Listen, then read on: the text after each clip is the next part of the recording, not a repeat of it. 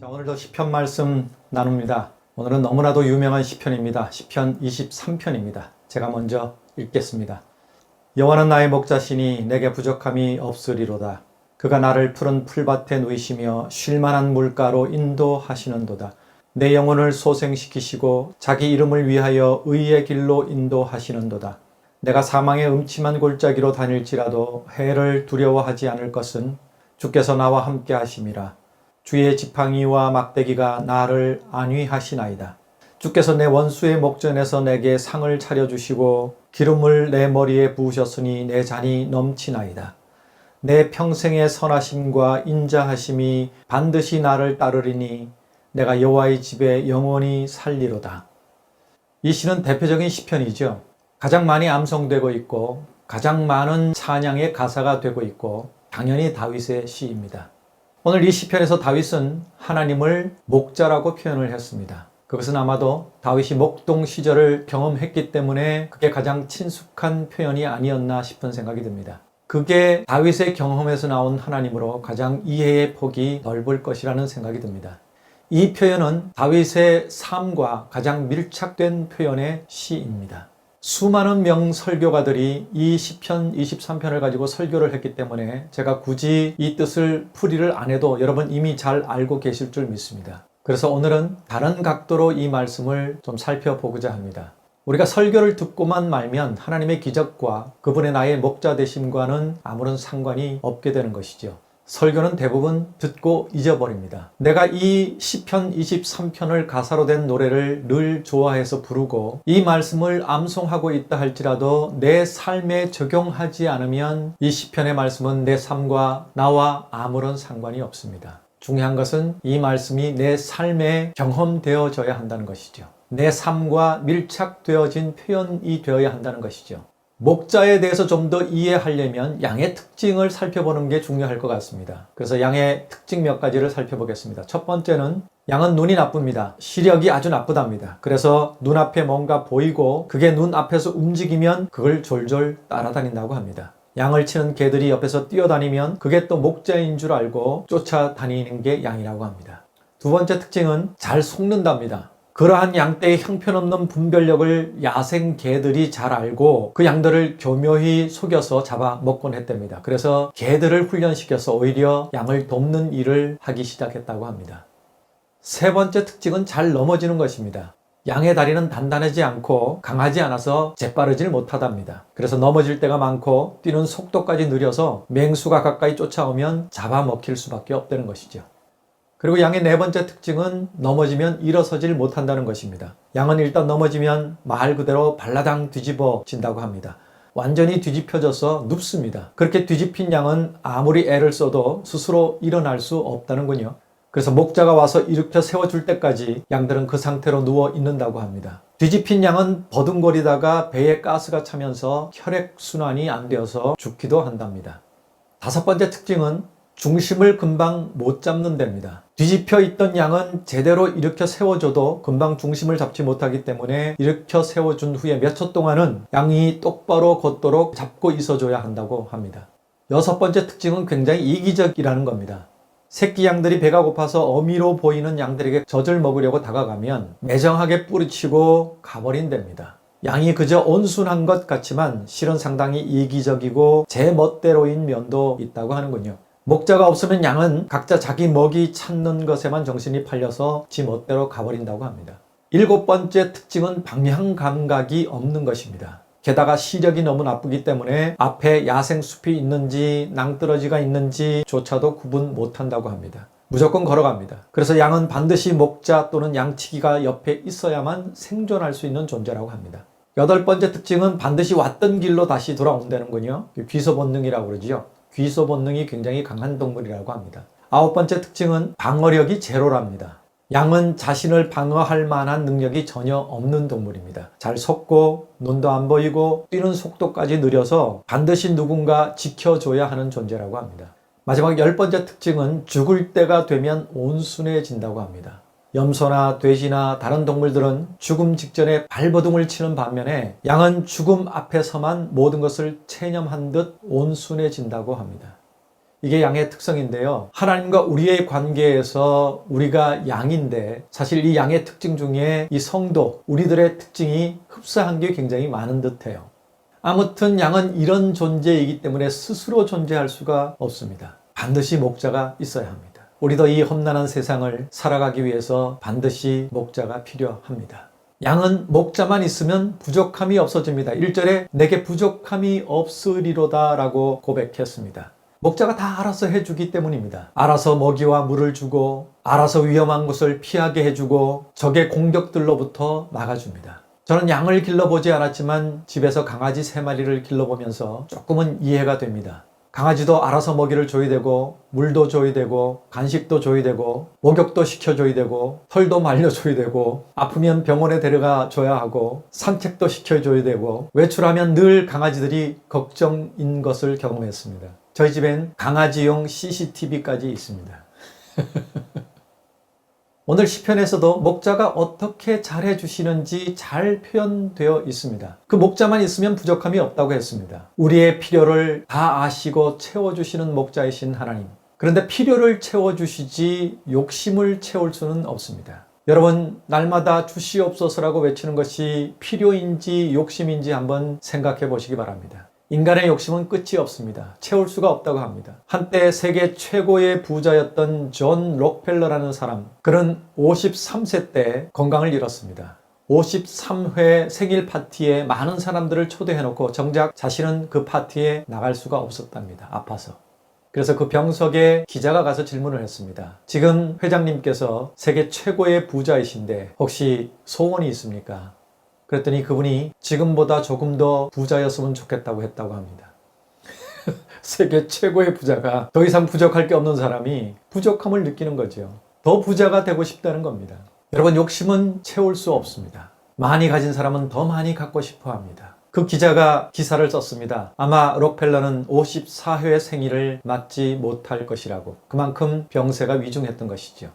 그런데 그 병석에서 록펠러가 하나님을 만납니다. 그래서 그는 이제 자기의 재산을 하나님을 위해 쓰기 시작했습니다. 교회를 짓고 자선재단을 만들고 그의 인생의 가치관이 바뀌었습니다. 욕심을 비우고 하나님을 위해서 살기 시작하자 그는 54세를 넘어서 더 긴 세월을 살게 되었다고 합니다. 아주 유명한 일화지요. 여러분, 록펠러만큼은 아니지만 우리에게도 욕심이 있습니다. 하나님은 우리의 필요를 채우십니다. 하지만 우리의 욕심은 채울 수가 없습니다. 이 코로나19의 고난 속에서 정말 단 하루도, 단 한 달도 못 견딜 것 같았는데 이 12월까지 왔습니다. 마지막 주일까지 왔습니다. 그것은 하나님의 은혜입니다. 하나님은 저의 필요를 채워주셨습니다. 굶지 않고 살았습니다. 그런데 그동안 제가 불안해하고 답답해하고 하나님께 호소했던 것은 제 욕심들이었던 것 같습니다. 여러분도 욕심을 내려놓으시면 부족함이 없다라는 고백을 하게 될 줄로 믿습니다. 욕심은 채울 수가 없습니다. 자, 목자께서 어떻게 잘 해주시는지 2절부터 6절까지 표현되어 있습니다. 나를 푸른 풀밭에 누이시고 쉴만한 물가로 인도하시고 내 영혼을 소생시키시고 자기 이름을 위하여 의의 길로 인도하시고 사망의 음침한 골짜기를 다닐지라도 해를 두려워하지 않을 것은 주께서 나와 함께 하시기 때문에 주의 지팡이와 막대기가 나를 안위하시기 때문에 나는 안전하게 갈 수 있다고. 주께서 내 원수의 목전에서 내게 상을 차려주시고 내 머리에 기름을 부어주시고 내 잔이 넘치도록 채워주셨다고. 내 평생의 선하심과 인자하심이 반드시 나를 따를 것이라고. 목자가 계시면 이렇게 해주십니다. 이 내용들은 제가 더 이상 설명하지 않아도 여러분 충분히 이해하시고 수도 없이 들으셨을 겁니다. 그래서 다윗은 이 목자와 함께 하나님의 집에서 영원히 살겠다고 고백을 합니다. 자, 오늘 이 말씀을 대하는 우리는 과연 어떠한지요? 우리와 하나님과의 관계, 과연 이 다윗이 고백하는 목자와 양의 관계인지요? 우리는 그렇게 믿고 표현도 그렇게 합니다. 하지만 정말 목자이신 그 하나님을 믿고 따르느냐 말입니다.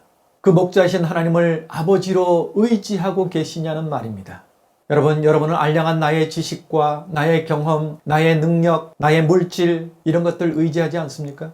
교회를 다니고 예배를 드리고 하나님을 찬양하면서도 하나님을 의지하기보다는 나의 환경, 내 능력, 나의 물질 이런 것 의지하지 않습니까?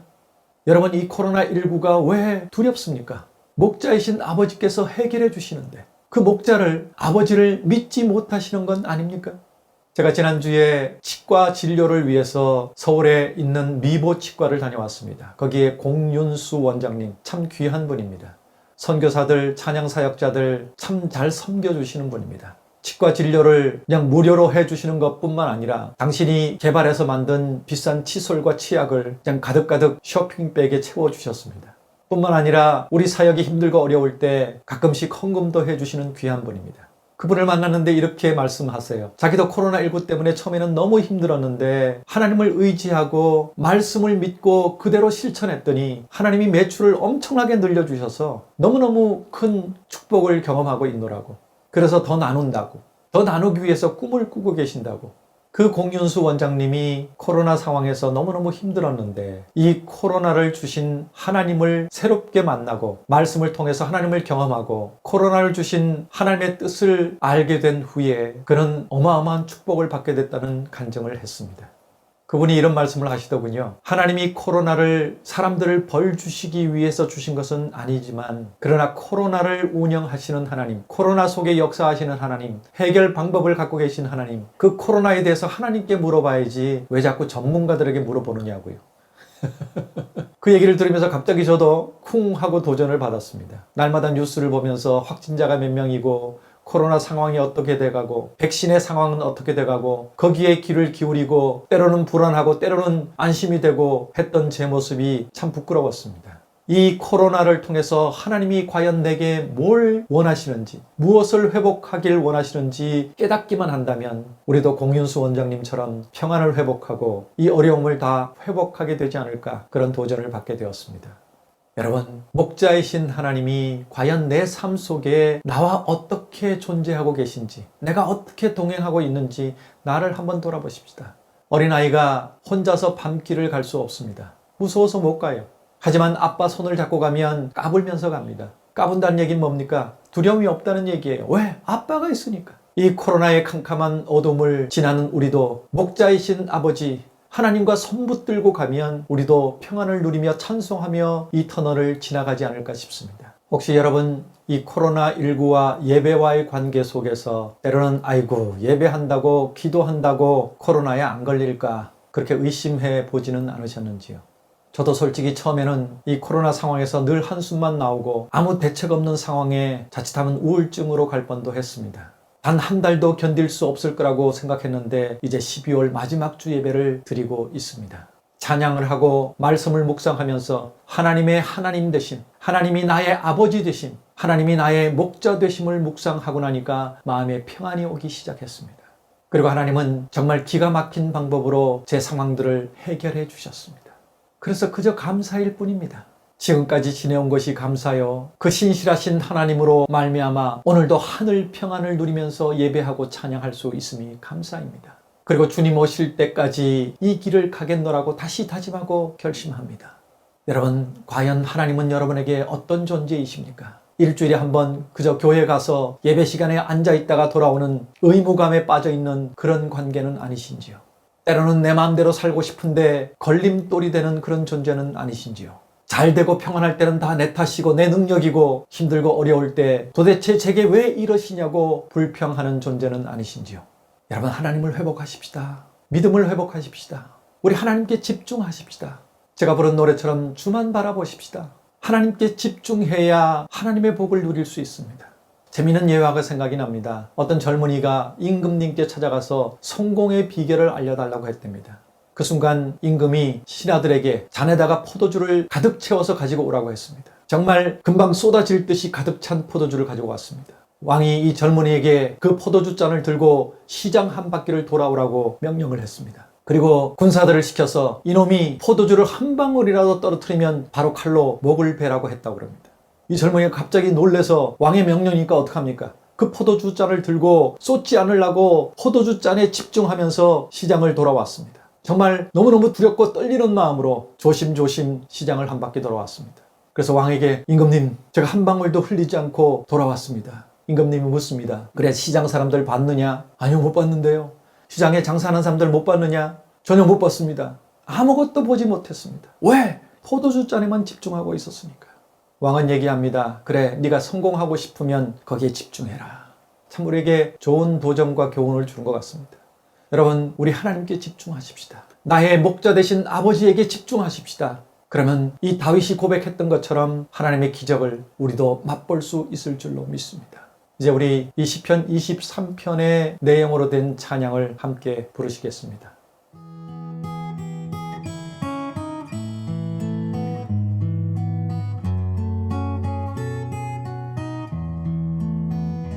주는 나를 기르시는 목자요, 나는 주님의 귀한 어린 양.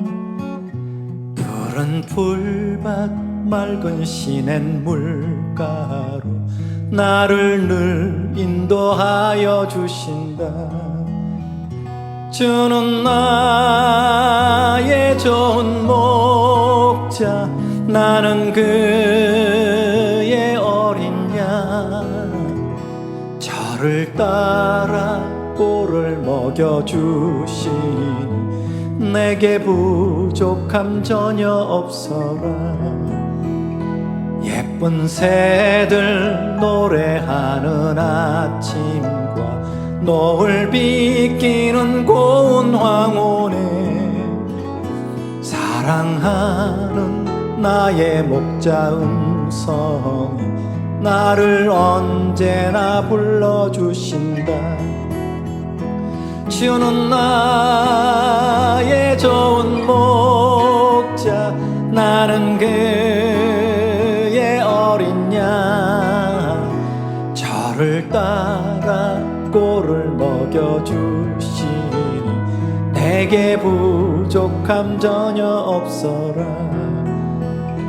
못된 짐승 나를 해치 못하고 거친 비바람 상치 못하리. 나의 주님 강한 손을 펼치사 나를 주야로 지켜주신다. 주는 나의 좋은 목자, 나는 그의 어린 양. 저를 따라 꼴을 먹여주시니 내게 부족함 전혀 없어라. 주는 나의 좋은 목자, 나는 그의 어린 양. 저를 따라 꼴을 먹여주시니 내게 부족함 전혀 없어라.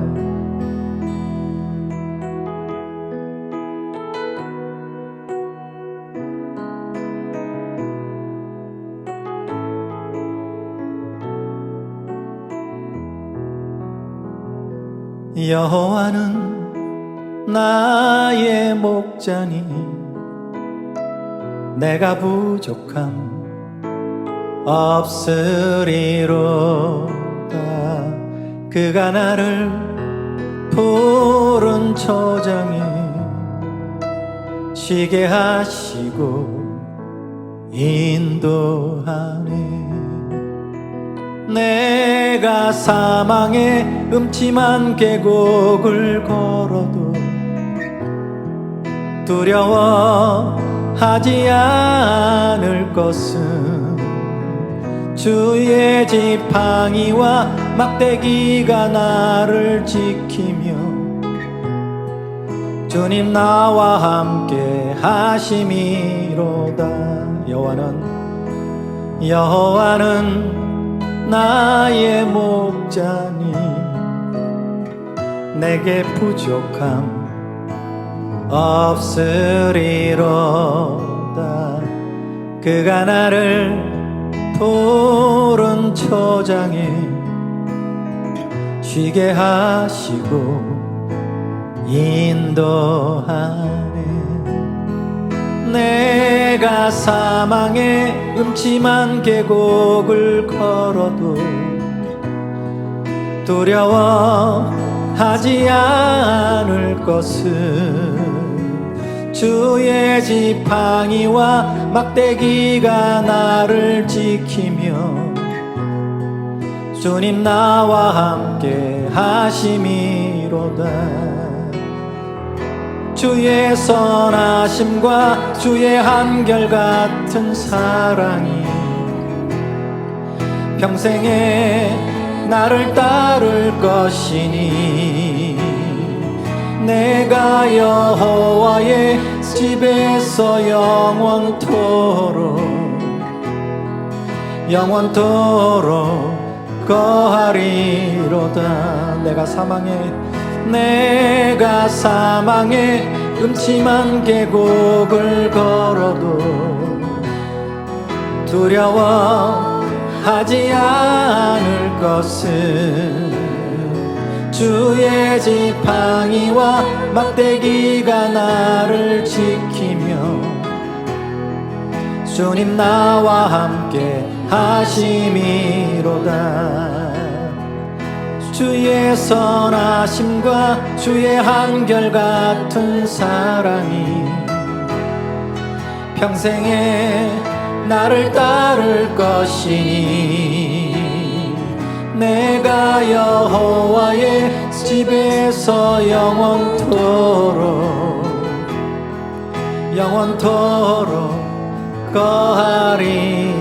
거하리로다. 영원토록 거하리로다. 영원토록 거하리로다.